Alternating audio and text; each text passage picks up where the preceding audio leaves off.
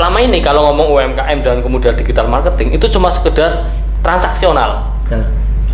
Ada barang dijualkan bagi hasil begitu. Titiknya itu kan bukan itu sebenarnya kan. Titiknya apa bro? Kalau kita ngomongin berbagai lini industri kreatif. Ini ya.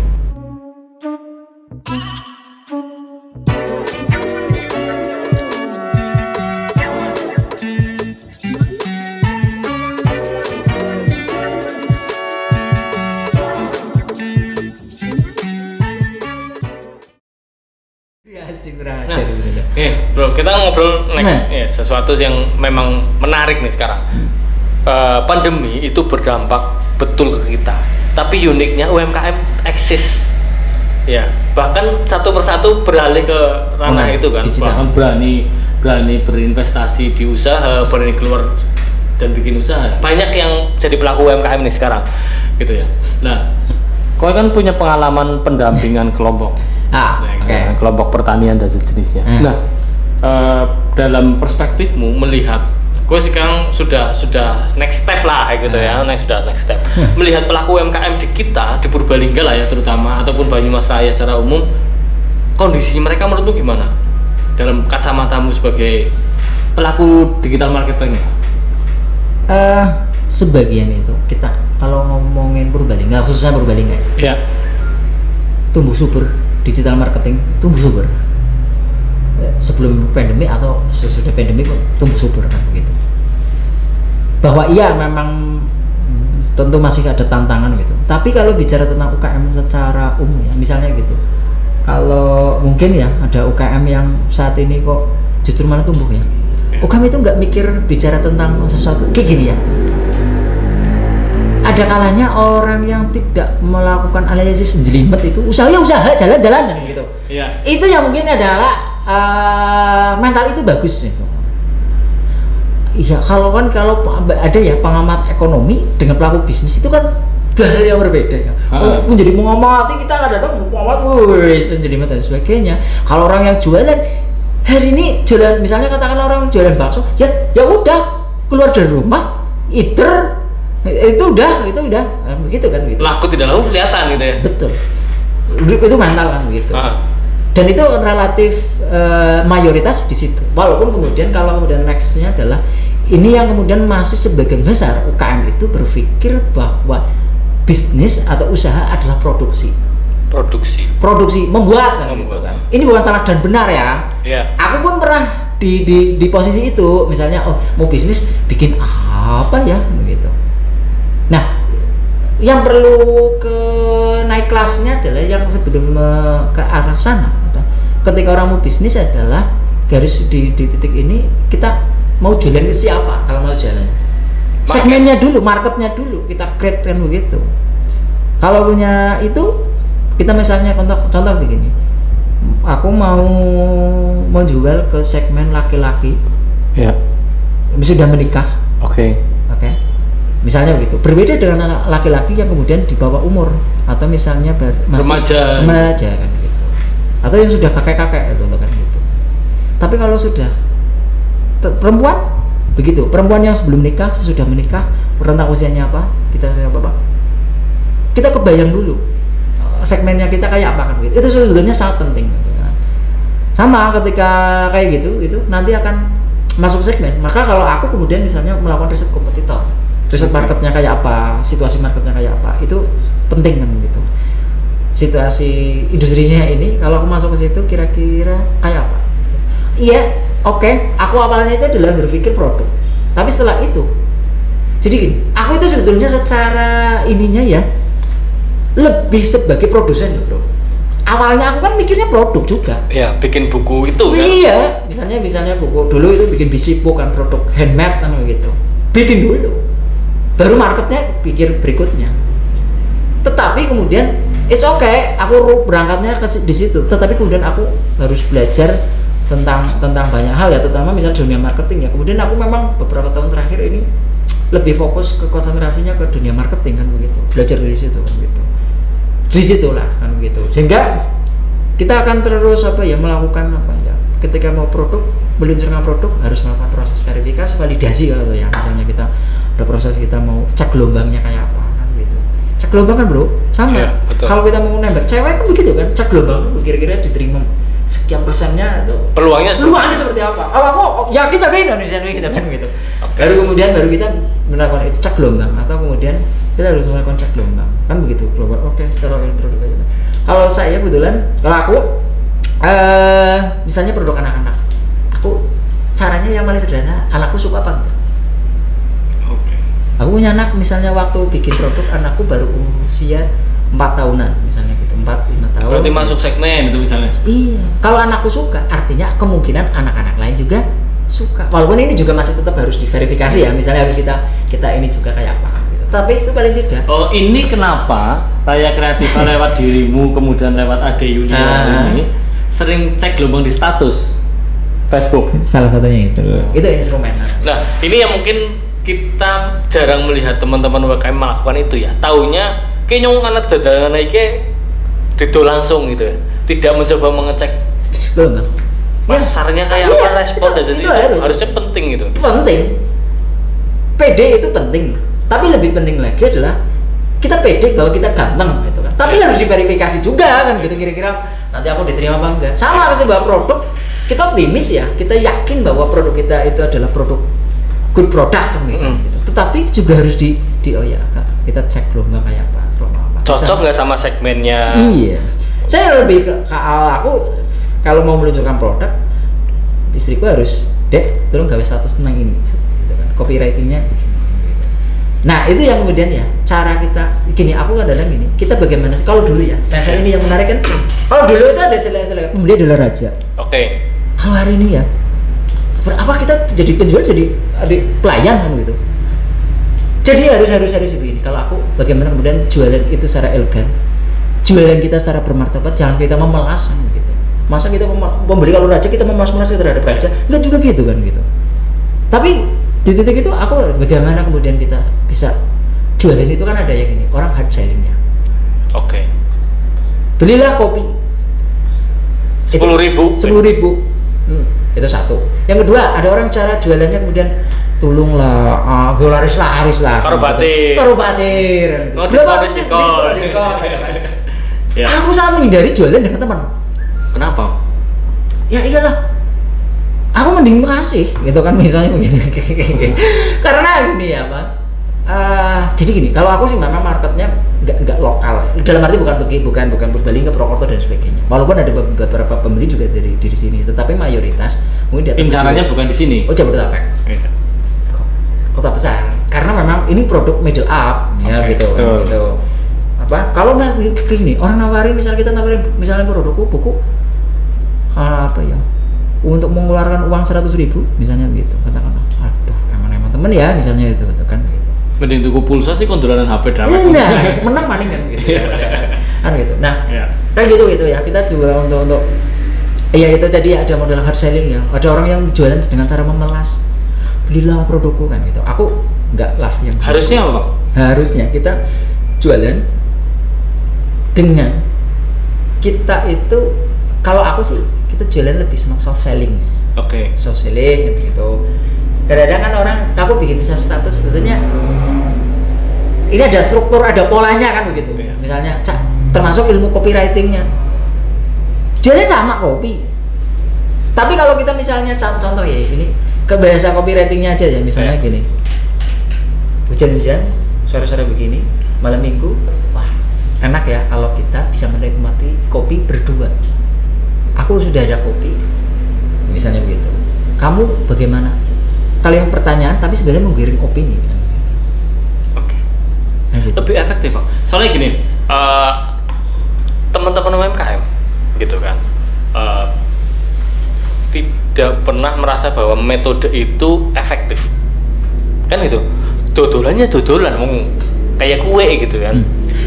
Kalau jualan soft selling itu kan jangka panjang banget, Pak. Susah langsung closing gitu lah bahasa kerennya. Oh, tergantung ya. Bagi mereka, perspektifnya mereka maksudnya gitu. Karena segmennya, Bro. Kalau soft selling cocok untuk middle up.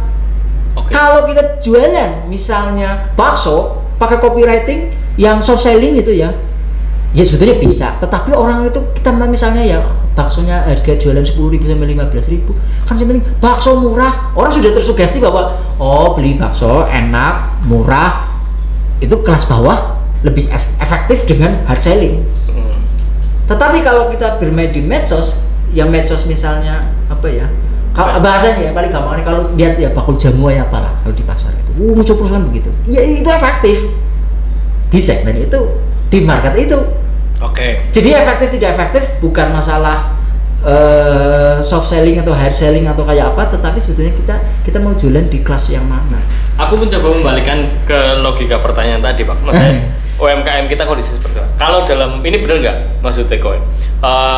UMKM kita ini kurang memahami pasar satu. Karena kurang memahami pasar, kadang cara berkomunikasinya juga nggak pas. Dan menyalahkan pasaran. Iya. Lebih gitu. parahnya kan begitu. Ya, karena kalau aku misalnya kalau aku kan kadang sok wong nang status rasa dagang banget sih kenapa? Kadang kan ada yang merasa begitu ya, meskipun ya itu hal wajar itu. Tapi aku itu tahun 2016 ya, 2016 aku sama istri kan mulai gitu ya. Kita itu sering di status jualan dan kita ditertawakan oleh teman-teman kita. Tetapi ya hari ini saya lihat orang-orang yang terlihat menertawakan, mereka baru memulai jualan dengan bikin status dan wagu kan gitu. Aku sih bukan masalah apa ya, tetapi maksudnya begini, ya karena apa? Ada masa di mana gitu kita jualannya dengan modal hard selling dengan apa kan gitu. Tapi makin kesini itu apa ya? Ya orang itu sudah sama sekarang itu orang jualan itu bukan sesuatu yang memalukan, bro. Tapi kalau 4 tahun 5 tahun yang lalu, bro. Oh iya, sepakat. Serius ya, itu kan gede-gede. Mau apa bro? Orang kuliah kok ini gitu, tutulan gitu. Ada sesuatu yang enggak aktivis kok tutulan gitu. Kapitalis ya. Tapi aku lihat ya, orang yang dulu itu kan, aku ada orang yang ngomong langsung, bro. Dan ini pencitraannya kayak tutulan nih kencang teman, bro, gitu kan. Atau sama. Dan hari ini orang yang ngomong itu baru memulai, bro. Itu kan. Dirimu juga pelaku digital marketing, ya kan? Kalau melihat, kayak tadi kan ngomong UMKM secara umum, ngomong digital marketing ya.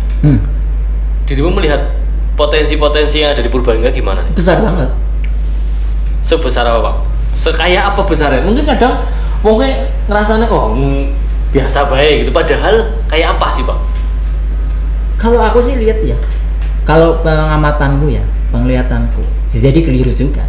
Tapi sekarang kalau kita di desa-desa, orang yang jualan online itu kenceng banget. Oke. Aku lihat banyak anak-anak muda yang kemudian di desa-desa. Kalau dulu itu kan kita mikir itu, walau dulu mungkin 5 tahun yang lalu, 6 tahun yang lalu, suatu yang saksi itu kan kalau kita ke ibu kota ya. Oke, merantau. Bukan hanya merantau. Tren di sebagian teman kita juga kan indikatornya Jakarta kan. Oke, ya. Sekarang akses internet semua orang itu kan jadi kita susah. Coba ya misalnya kita ya ngobrol sama teman kita yang berkarir di ibu kota, kita ngobrol begini langsung itu. Kalau aku ya sangat pede. Oke. Kamu bawa ibu kota, aku orang Purbalingga dong misalnya. Aku tuh Purbalingga gitu kan. Ya kemudian dan ini ya kemudian tumbuh apa ya? Sangat-sangat apalagi 4 tahun 5 tahun di Purbalingga ini sekarang itu pertumbuhannya luar biasa. Artinya teknologi komunikasi sudah mengurangi gap itu ya? Jelas lah. Sekarang itu kan bukan lagi lokal nasional ya, tapi lokal global. Ya. Nah kita sebagai orang, wah sampai dikit. Sekarang misalnya Purbalingga konten kreatornya seperti apa, bisa ada tentang itu kan. Terus orang sekarang anak-anak Purbalingga yang anak SMA punya karyawan, orang yang dahulu itu nggak kebayang. Orang itu selalu bicara tentang, dari Jakarta ya, gitu kan. Kalau sekarang dari mana? Dari Kejobong kan gitu ya, dari Lampung atau dari Karangmoncol, dari mana yang memang ini menjadi sesuatu yang 10 tahun yang lalu atau berapa tahun yang lalu ini tidak. Jadi sekarang kalau aku lihat ya kesempatan kita tuh terbukanya sudah semakin luas kan gitu. Asal sekarang gitu ya orang mau sehingga kadang begini, orang mau masih kalau sehari ini kita misalnya orang berpikir, orang muda yang misalnya berpikirnya orang tua ya gitu kan, gitu. Pola tua atau pola pikir tua gitu kan, pola pikir ya bukan usia kan gitu kan. Masih bertanya, aku bisnis ya, tolong lah bro, aku mau dari duit, nah itu, aku itu sebel, bukan berarti Tapi aku punya pengalaman juga memodali orang ya, kan begitu. Punya tidak hanya ngomong hebel itu kan bukan karena tidak pernah melakukan, tapi sudah pernah melakukan. Kemudian orang ini jaminan nggak kalau orang punya modal uang itu 100 juta udah sudah jalan? Nggak bisa. Oke. Nggak belum tentu. Tapi kemudian dimulailah dari peluang, kemampuan baca kita peluang, kan, gitu. Melihat market di sini kan gitu. Oke gitu. Pandemi misalnya gitu kan. Dan sebetulnya kayaknya DNA kita memang sebagai bangsa Nusantara ini itu memang DNA ini maju loh bro. Iya. Apa ya? Selalu orang Inovatif. Jawa kan ada otak-atik gatuk ya sebetulnya. Itu kan cara orang kita itu pintar beradaptasi itu dalam situasi dalam berbagai hal. Loh, coba sekarang kalau kita perhatikan ya, kita misalnya kita membedakan antara orang Indonesia dengan orang yang tinggal di luar negeri, dengan mereka itu kemudahan banyak hal, orang Indonesia banyak mendapatkan kesusahan. Kita orang desa dulu untuk bisa kuliah saja itu kan sesuatu yang tahun 2000 aku itu ya kena datang lah kan gitu ya. Iya. Tapi untuk keluar dari cangkang itu sih kemudian kita harus effort. Tapi kalau sekarang anak-anak sekarang bisa jadi sudah lahir sudah lihat gadget, Oke. akses internet, teknologi internet. Misalnya anakku dia bisa nggak bikin vlog? Udah bisa misalnya gitu. Maka ini banyak hal yang dan sebuah tatanan yang memang apa ya, aku pikir banyak peluang lah dan sepaket ya, ada peluang, ada kemajuan di situ juga ada sesuatu yang negatif juga kan itu sepaket ya, yang ini harus diantisipasi juga kan gitu. Iya. Maka kenapa kemudian aku bermain di buku untuk paling tidak menjadi penyimbang ketika anak-anak itu gadget, anak-anak juga harus dengan buku fisik itu harus dia juga. Dan aku itu sama teman-teman atau di tim aku itu kan mendesain buku itu bisa menjadi sebuah bukan hanya bacaan, bukan hanya media bacaan, tetapi menjadi media yang juga bisa dimainkan menjadi sesuatu. Buku menjadi pengalaman yang menyenangkan untuk belajar kan begitu. Tidak hanya bicara tentang teks kan begitu. Iya. Nah, tadi sampaikan soal UMKM meskipun banyak tantangan yang harus dibenahi gitu kan, di sisi lain juga peluangnya besar. Kita tumbuh terus banyak produk-produk baru, banyak inovasi-inovasi baru. Di sisi lain begitu digital marketingnya kita juga lumayan nih.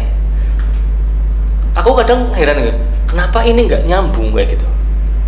Apa yang salah gitu? Meskipun aku juga melihat ada upaya menyambungkan itu, misalnya pemerintah dengan melakukan membangun tuku dan sejenisnya, mencoba mendigitalkan outlet gitu ya lewat Bukalapak dan sejenisnya.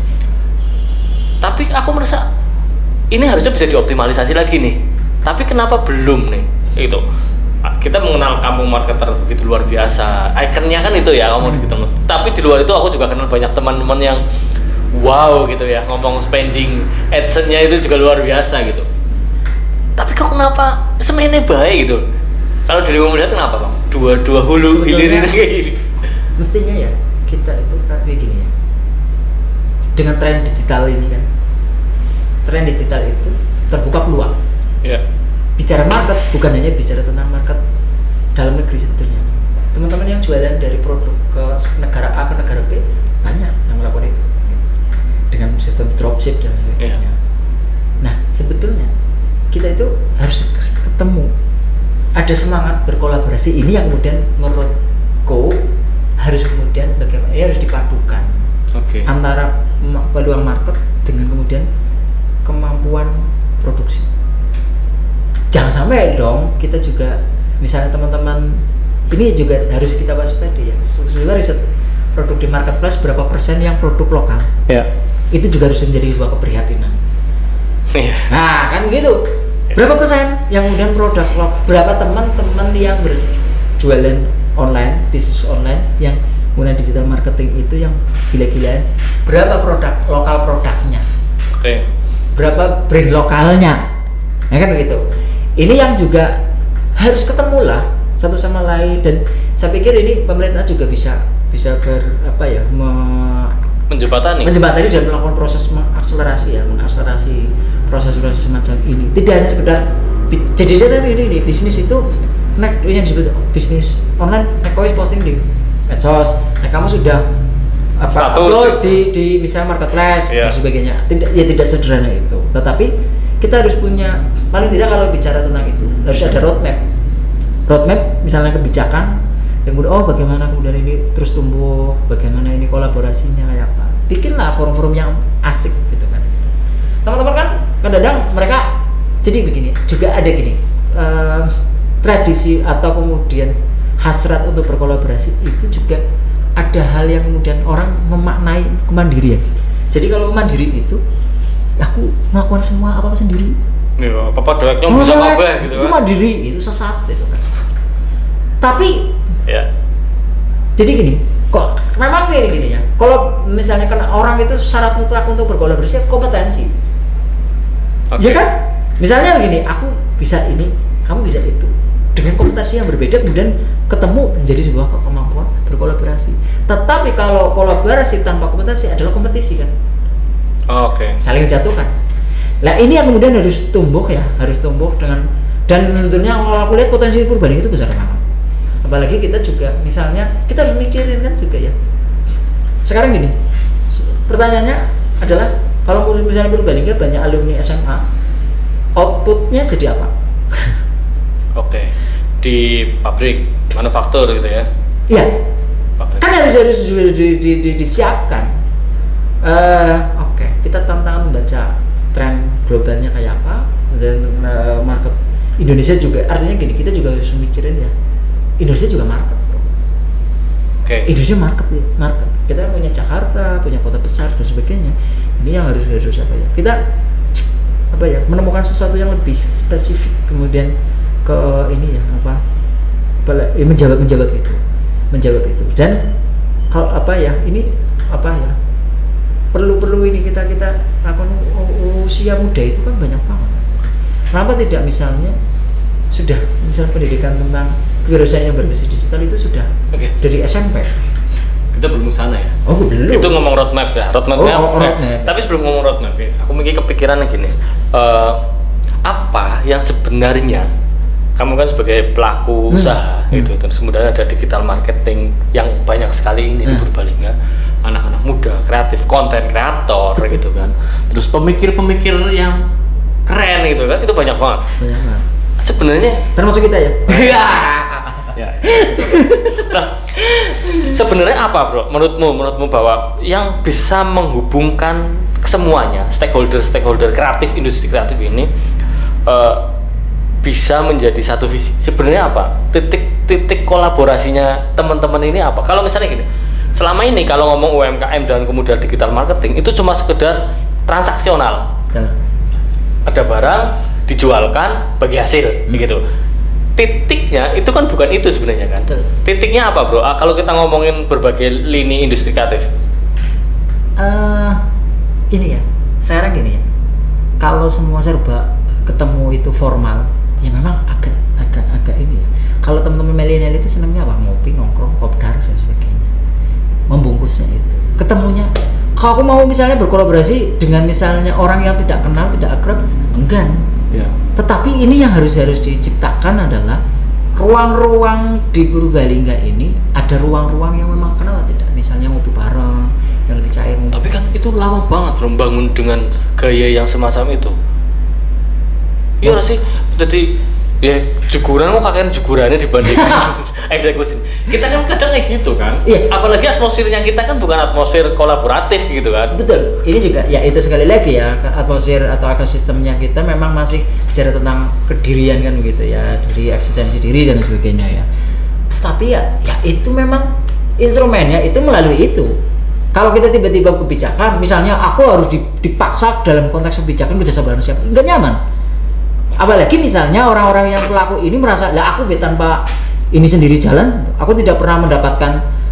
Mereka bisa jadi kan merasanya begitu kan? Iya, banyak orang yang merasa nyong pemerintah berjalan nih. Jalan, terus ngapa? Iya. Palingan orang terakhir aja, kita bayar pajak. Selesai. Oke. Tetapi kalau maksudnya cara menyentuhnya ini dengan kaku, nggak nyampe bro. Tapi misalnya ada sesuatu ya, yo kita nongkrong. Apalagi kita juga ya sekali lagi pemimpin di Purbalingga juga relatif muda kan begitu ya. Hampir seusia dengan kita. Kan? Yang harus ngobrol bisa nggak misalnya begitu. Nah kita artinya kita perlu ini juga bisa ya, misalnya kayak gini nih, podcast itu mempertemukan itu kan gitu, ngobrol ya, ayo misalnya bupati dengan kita anak-anak gaya anak-anak muda ngobrol dengan bicara tentang peluang digital marketing, bicara peluang ini itu yang kemudian juga kita juga punya tugas untuk bisa jadi kan belum terjadinya kolaborasi itu karena satu sama lain itu berprasangka satu sama lain kan. Kudunya pemerintah, kudunya ini kita kan pemerintah kudunya, loh masyarakat terus di kowe kan. Pemerintah merasanya loh kita sudah kasih pelatihan. Ya. Kadang-kala kita itu over perang. Oke. Jadi pertanyaannya gini, ini ketemu ya, ini fakta ya. Ada sebuah industri ya tertentu. Ini bayangin kalau UMKM itu bersaing dengan pejabatnya. Oke, I see. Oke? Ya. Di industri pertanian itu. saya udah gitu ya. Artinya gini ya, orang itu ya kalau perannya jadi negara ya nggak ada menjadi regulator, kemudian yang bisa pemerintah bisa mensupport itu yang lebih apa ya? Ya ini kan gitu. Oke. Akan lebih asik. Artinya memang kolaborasi itu bisa selama ada keterbukaan. Dan itu bisa dibangun jauh dari prasangka. Gitu. Dan itu bisa dibangun dengan komunikasi yang lebih cair. Lebih mesra lah. Gitu kan. Gitu kan. Iya. Lama tapi itu harus dimulai ya. Iya. Dan nanti kan begini, ya kalau aku sih kebayang. Oke, teman-teman gini. Sebetulnya orang itu kan kayak gini. Aku diundang begini itu kan, aku merasa bahwa oh iya, aku itu dianggap penting. Ya kan? Oke. Pertanyaanku, kalau kita menganggap banyak orang penting dan menjadi orang penting, karena orang mau mendengar, ada orang yang bersedia menjadi pendengar lah, misalnya begitu. Aku ngomong kan jarang juga, misalnya nggak semua orang mau mendengarkan kata, misalnya aku kan gitu.